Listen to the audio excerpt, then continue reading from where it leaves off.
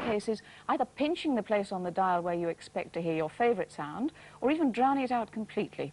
Pirate radio has its supporters, not least amongst the thousands of people who are thought to listen to it regularly. But from Monday, it's under attack. Instead of small fines that leave the pirates more or less free to carry on broadcasting, increased powers under the new Telecommunications Act mean the illegal stations now face a team of specially trained investigators, heavy fines, imprisonment and confiscation of their equipment. Fran Morrison's been tuning in to the pirate wavelengths. 1017 kilohertz, 299 meters, the news on Sunshine. Convoys of lorries have been defying the minor... For the people of Ludlow in Shropshire, independent radio news on the hour, every hour, and stolen. It's being pinched out of the airwaves and rebroadcast from an illegal 40-foot transmitter in a field outside Ludlow by a classic pirate radio operation. Broadcasting from a makeshift studio in a barn, Radio Sunshine pays none of the hefty overheads of legal local radio. No proper salaries, no news-gathering costs, no high-class engineering, and no copyright fees on records. And that, to the BBC and the Independent Broadcasting Authority, is an outrage. We think the pirates are a pain. They're confusing, they're operating outside the law, and they're making it very difficult for the legitimate broadcasters, whether the BBC or the independents. Clearly, the pirates are in a self-indulgent position in which they're not observing the law, and we very much hope that government will be able to find the resources to apply the law rigorously. Thank you. Right, thank you, Colin. One more in the can. Yeah. Cheerio.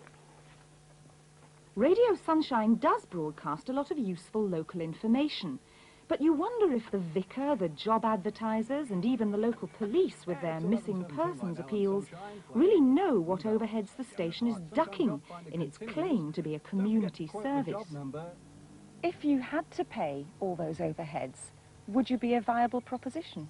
The system how it's working at the moment is profitable now, but if you're comparing, if you want to take the station now and plonk it in the middle of Worcester or Hereford and say operate and make it viable, what we're doing at the moment, no, it wouldn't be viable at all.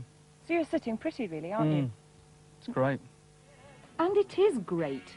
With the advertisers queuing to get on, Sunshine's profits for its sole owner, Graham Simmons, are alleged to be at least £50,000 a year. This is a pretty graphic example of how cheap it is to set up your own pirate radio station. You need, obviously, a transmitter. This, inside a caravan in a field outside the studio, is Radio Sunshine's transmitter. This is all it takes, and this cost as little as £10,000, a fraction of what the IBA stations have to pay every year in transmitter rental. This is top quality professional equipment, and you could actually set up a station for a fraction of that £10,000.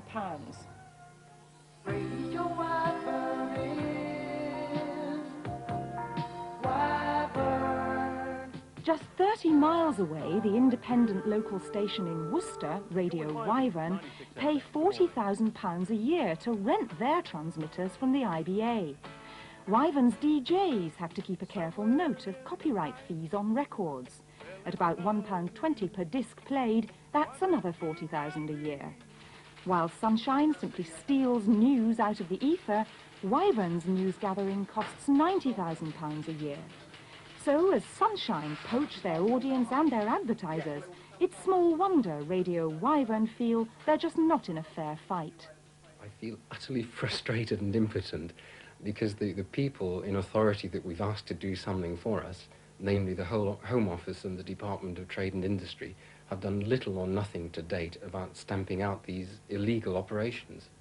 I rather feel like Prometheus chained. We absolutely are shackled. I mean, we're in a vice of regulation, which I'd love to break out of.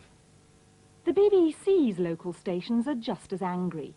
Though they're not vulnerable to having advertising income poached, they face similar obligations on transmitter power, copyright, news gathering and wages. So are the government's restrictions just too tight? Should Britain, like several other countries, throw the already crowded airwaves open to a free-for-all, lift the controls on the legitimate services, and let anyone who wants to open a radio station just get on with it. Well, at the Home Office, that idea gets pretty short shrift.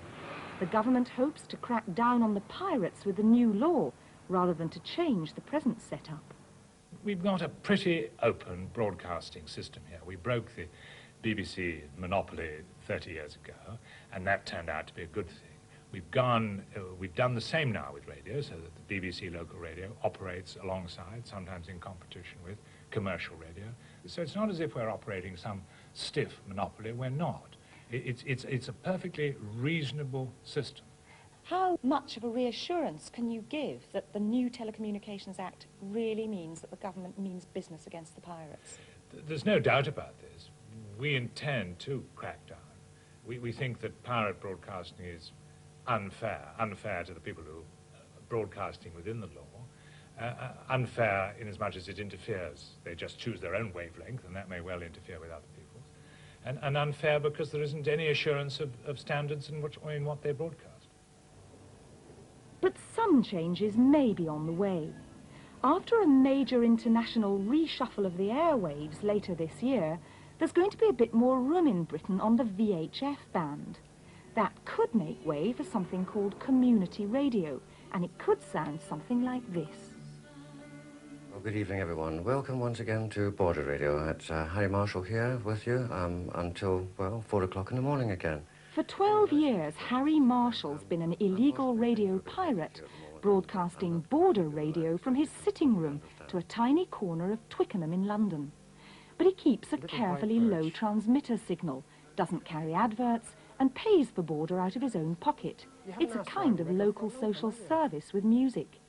Radio, you see, is an ideal medium for penetrating into the homes of the lonely. I mean, it's very, very important. If somebody's very depressed or very lonely, and they ring in, we have a little chat, and I ask them what music they want. We can get out on the air within a few minutes, and they feel, well, somebody cares. The BBC and the IBA, they're not geared up for a personal service. They can't be. Amongst the elderly, housebound and widowed of Twickenham, Harry has some 20,000 listeners. I think when you hear this Good Neighbour scheme, well, I don't think it's got anything on Harry Marshall. I was so lonely. I'd lost my husband.